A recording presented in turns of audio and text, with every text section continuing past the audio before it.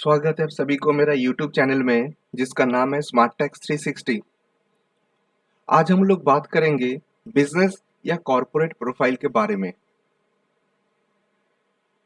जब हम कोई इंटरव्यू देने जाते हैं तो सबसे पहले हम लोगों को अपने बारे में इंट्रोडक्शन देना पड़ता है और हम लोग इंटरव्यू को एक बायोडेटा या करिकुलम विटाe प्रेजेंट करते हैं।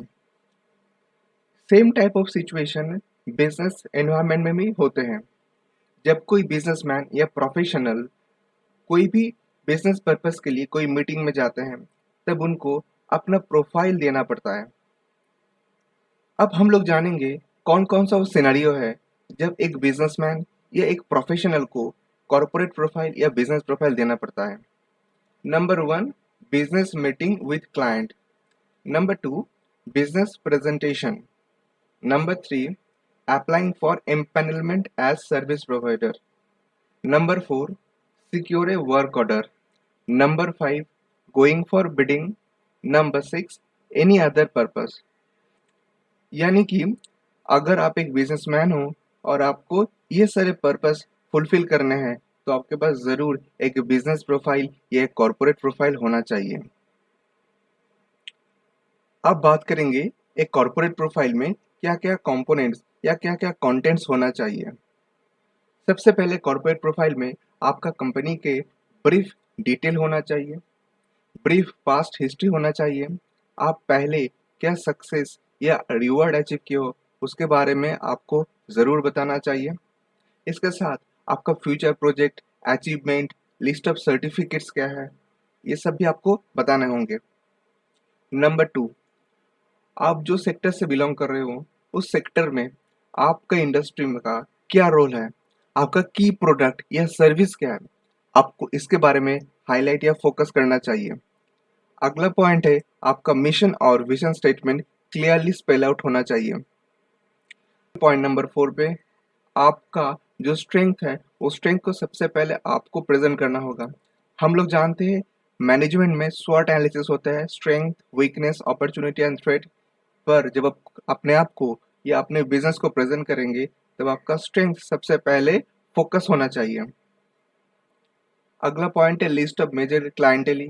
अगर आपका ऐसा कोई क्लाइंट है जो इंडस्ट्री में लीडिंग पोजीशन में है या ब्लूप्रिंट कंपनी में आते हैं तो ज़रूर आप उनको बताइए। अगला पॉइंट कॉर्पोरेट गवर्नेंस।